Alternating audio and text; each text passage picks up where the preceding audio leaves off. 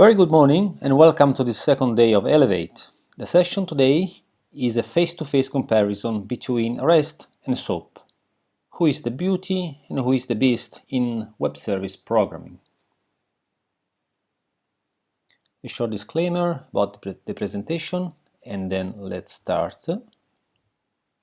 Presentation agenda for today is the following. SOAP versus REST from different angles, from different viewpoints, basic concepts, advantages and disadvantages, code examples, use cases, support in current PowerBuilder release, and a short recap debate on the two approaches. And possibly we take it sportingly and come up with a winner. If you didn't attend any of my sessions yesterday, a quick repetition of myself. I am Appeon MVP and have used PowerBuilder for more than 20 years, and Appeon for some 15 years, working at almost 100 migration projects from client-server to web and mobile architectures. I have expertise in machine learning and big data infrastructures, and have just got my PhD on these topics a few weeks ago. So, first of all, what is a web service? It may sound hard to believe, but I still happen to go to customers who do not know what a web service is, or at least they have never used from PowerBuilder. I do not mean creating a web service, which may need a slightly more programming effort, but I mean consuming web service. Anyhow, there is nothing wrong in that. It might be their applications are standalone only or communicate to the external world through file exchange, for example.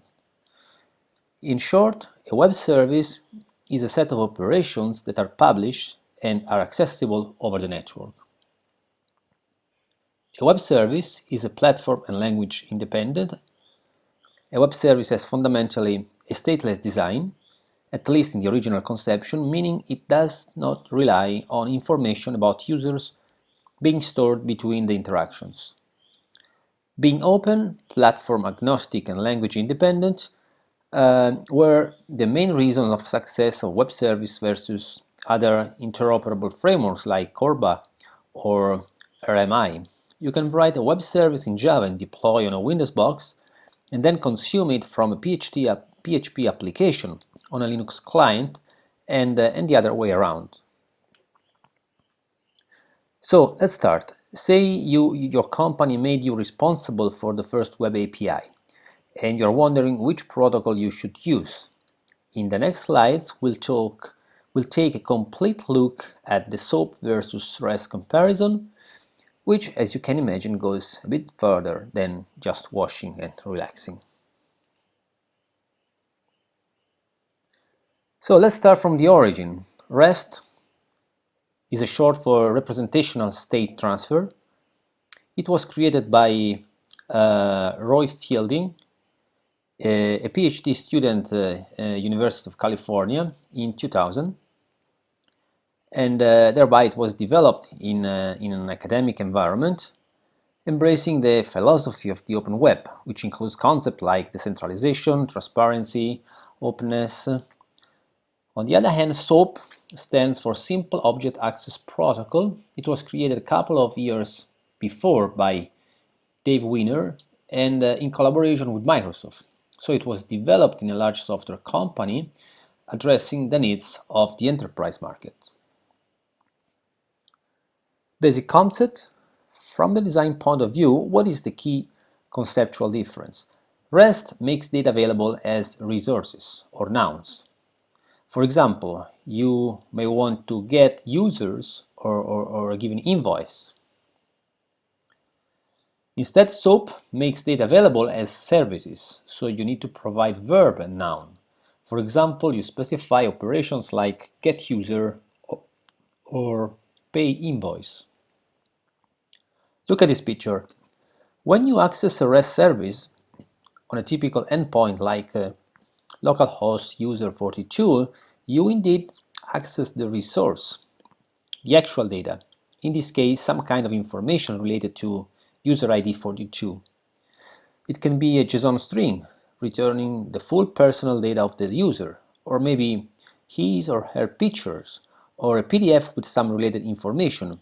It is the content type of the HTTP response that informs the client what kind of representation, and this is where the letter T of REST comes from, what kind of representation has the data. Request and response are based on HTTP verbs such as get, post, delete, put, etc. Instead, in a typical SOAP XML web service scenario, the web service client, on the left here, needs to build up a SOAP envelope and relies therefore on a SOAP middleware. This envelope exists because the application level transport protocol and the messages are exchanged on top of other protocols like HTTP, SMTP, or even other protocols. In this SOAP request, the verbs or the function to be performed, if you prefer, are specified each time, like get user and pay invoice. So the service also has an equivalent SOAP middleware that takes the envelope, extracts the request from SOAP, and produces a result that goes into a SOAP envelope too. Now, let me start from the advantages, the pros. So, as far as REST is concerned, the implementations on the two sides are totally independent. The services publish resources, and the client has all it needs from the underlying software stack to access these resources without the need to negotiate beforehand a protocol to access the service. REST is easier to scale up because reads can be cached and prevent multiple calls. REST is a lightweight protocol. There is no extra layers needed over HTTP. It is JavaScript friendly because executing HTTP request is natively supported, and client and server exchange the resource representation as a document that describes the information in several formats like HTML, XML, JSON, images, PDF, etc. SOAP instead works on any communication protocol, even asynchronously. It is a standard from the World Wide Web Consortium. Security and authorization are part of the protocol, like XML encryption, retry on failure, web service security, and so on and so forth. Information about the server object is communicated to the clients, and it can be fully described using the whistle, which makes SOAP best suited for stateful communications. Disadvantages: REST only works on top of the HTTP protocol, and it's hard to enforce authorization and security in the sense that RESTful applications rely on the underlying security of the API ecosystem, rather than including security within the REST architecture style. For example, they leverage OpenAuth 2.0, JSON Web Token, or basic authentication, with all of them using headers for transmitting credentials.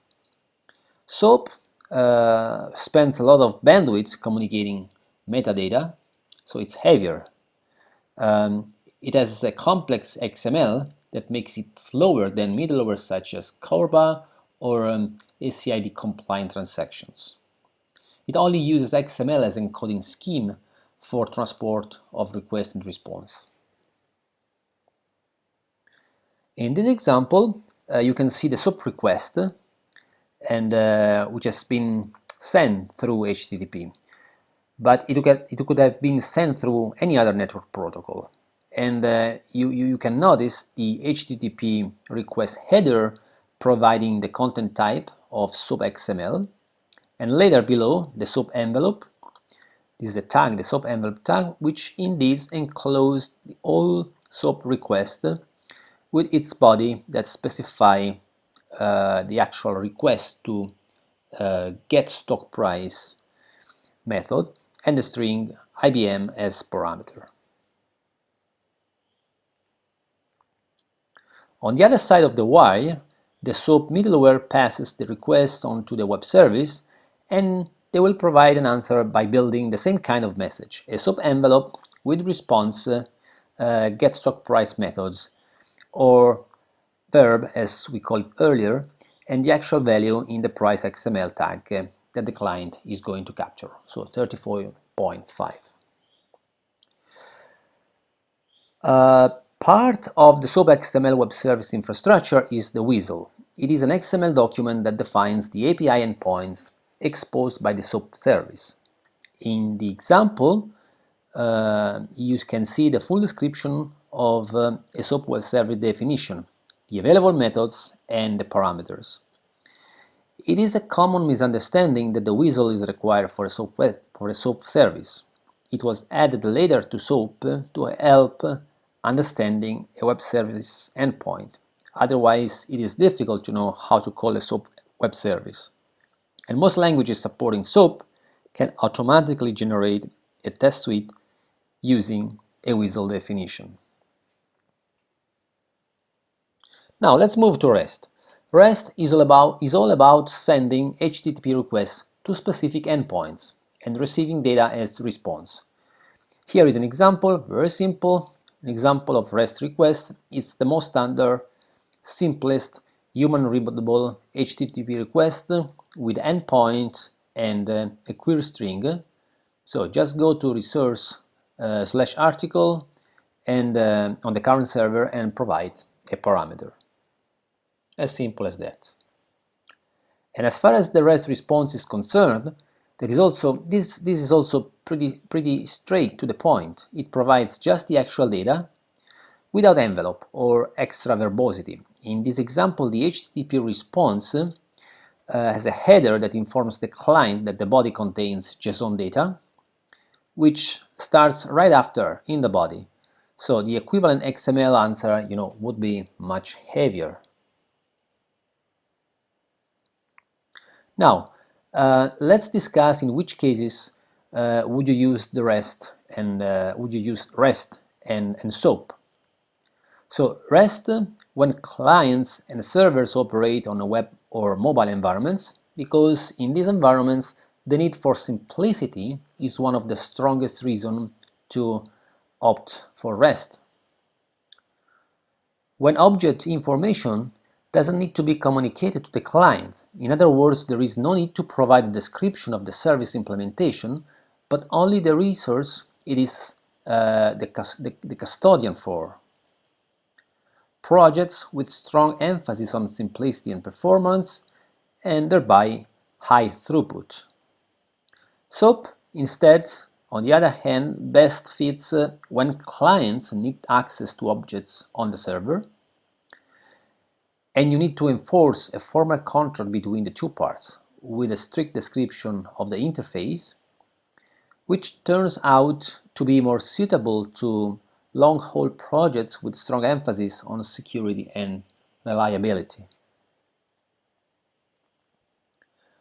When not to use, or if you want to make the comparison between REST and SOAP from the opposite perspective, you rather don't want to go for REST, when you need to define a strict relationship between the client and the server, maybe because you want to enforce a stateful communication, or when you need to perform transactions that involves multiple calls to run as a whole, with several round trips between the two sides of the wire, or even the need for an asynchronous communication.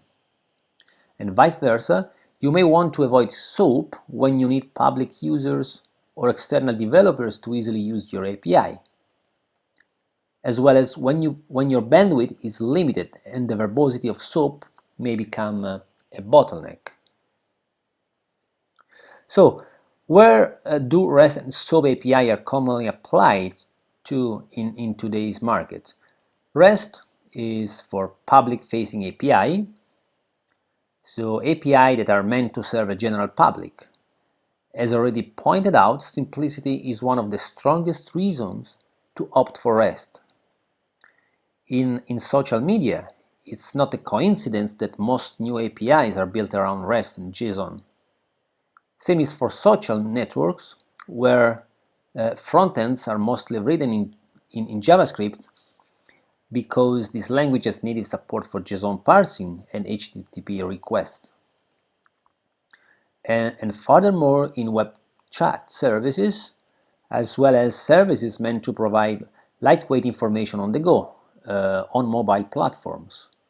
SOAP, on the contrary, is more suitable to financial services, payment gateways, telecommunication services, where security, transactionality, and reliability are the main concerns. Popular, well-known API are for REST, Twitter, LinkedIn, Google. Just think about the OpenAuth 2.0 API. It is an open standard for authorization, commonly used as a way for internet users to log in to third-party websites using their Microsoft or Google or Facebook, Twitter, LinkedIn accounts without exposing their password. And this API is indeed implemented using REST.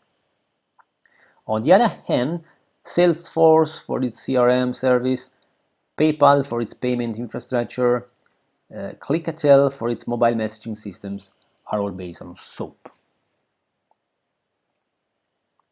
Now, in terms of REST and SOAP support provided by PowerBuilder, you have a full set of objects and components.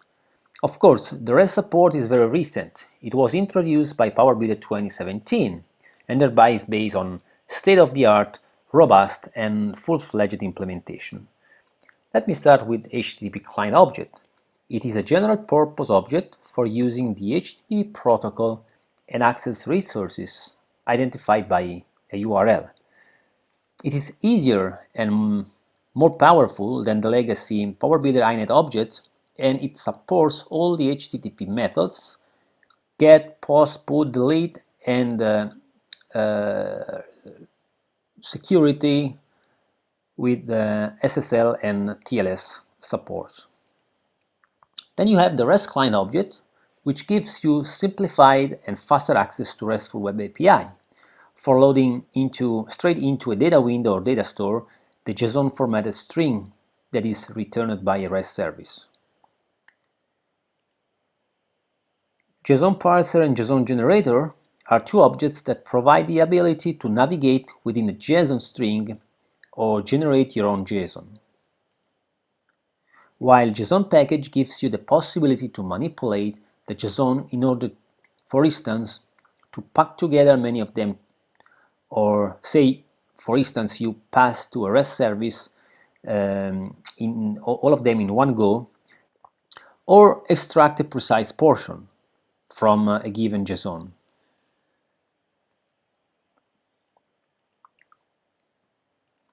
Next, the C# Web API is the new rocking features from PowerBuilder 2018. You can build your own RESTful web service by leveraging existing data windows, exporting them to a C# data model, and implementing an automatically generated C# Web API target from the PowerBuilder IDE. And last, the C# data store, among, of course, with its evolution, the C# model store and model mapper, are server-side data modeling objects which help in managing data manipulation and transaction. As far as SOAP is concerned, instead, support in PowerBuilder comes from some 10 years ago, using the web service target available in the development environment. Then you need to create a proxy in order to establish the communication. You can, of course, use the web service data window, which are very handy because the web service data windows do not need proxy. You have the INET object, which provides minimal support to get and post operation on top of HTTP. But of course, in PowerBuilder 2017, you better use the new HTTP client object that I've just discussed, and of course, you can leverage a handful of well-established third-party or operating system level components via other objects like the largely known Microsoft XML core services. Very good, so we almost got to the conclusion. It's time for a short debate. Honestly, saying that REST or SOAP is better is fundamentally wrong. It is a highly emotional debate, so it's subjected to personal opinions. Both have specific usages, strengths and weaknesses. SOAP is strongly functional oriented, whereas REST is mostly driven by the data that you want to access or provide. SOAP is designed as an RPC, whereas REST is designed to get and put data, so straight to the resource. REST has taken the lead over SOAP in the last 10 years, which suggests that probably in the current market there is a stronger need for simplicity and performance rather than reliability and security. So who is the beauty and who is the beast in this comparison? Well, actually none. Despite all the rumors, SOAP is still alive and kicking. This schema tries to recap the driving perspectives in your decision. So use REST if you are focused on wide-scale API adoption or if your API targets like mobile applications. REST has a vision of the web centered around the concept of resource, where in fact a RESTful API is a custodian of resources on which a client can perform HTTP operations. SOAP, on the other hand, has the focus on the concept of service, and it is better suited in situations involving formal contracts where you need to make sure that all the parties are behaving exactly as designed. And that was it. So Q&A time. Like usual, stay connected to the community, community.appion.com and the Appion social networks. And thank you very much for your attention.